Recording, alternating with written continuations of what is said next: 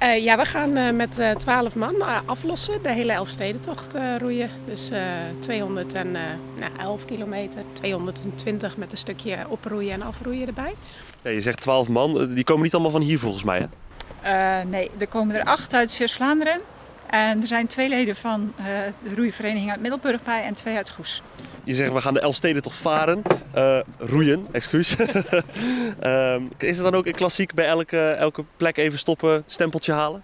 Zeker, ja, zonder een stempel geen kruisje. Want dan gaat het ook uiteindelijk om op het einde dat je een kruisje binnenhalen. Ja, dat hopen we wel. En dat gaat lukken als we binnen 24 uur finishen. We hebben 24 uur de tijd, dat betekent dat er ook 's nachts gevaren gaat worden. Hoe gaat dat zijn? Ja, ik denk best zwaar. Want je roeit gewoon heel nacht door. Dan wissel je wel af natuurlijk met een andere ploeg. Maar we zijn zelf ongeveer van 12 tot 6 dan 's nachts in touw. Dus dat is best even doorwerken. Hebben jullie vaker dit soort lange tochten gevaren? Nou, ik heb het zelf 1 keer eerder gedaan. En dat is 30 jaar geleden toen ik student was. Toen heb ik ook de Elfstedentocht gedaan. Maar ja, daar weet ik heel weinig meer van, moet ik zeggen. Daarna zit het er straks op. Dat moet wel heel erg voldaan gevoel zijn.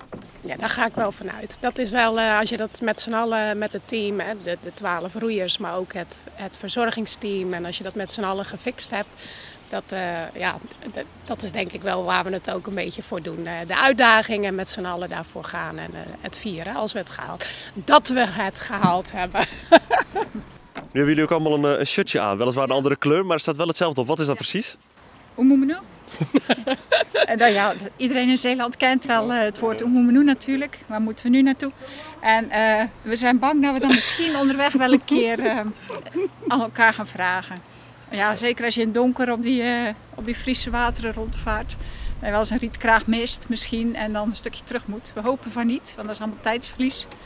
Maar ja, de kans bestaat. Dus we dachten, laten we die mooie term dan op onze shirtjes zetten.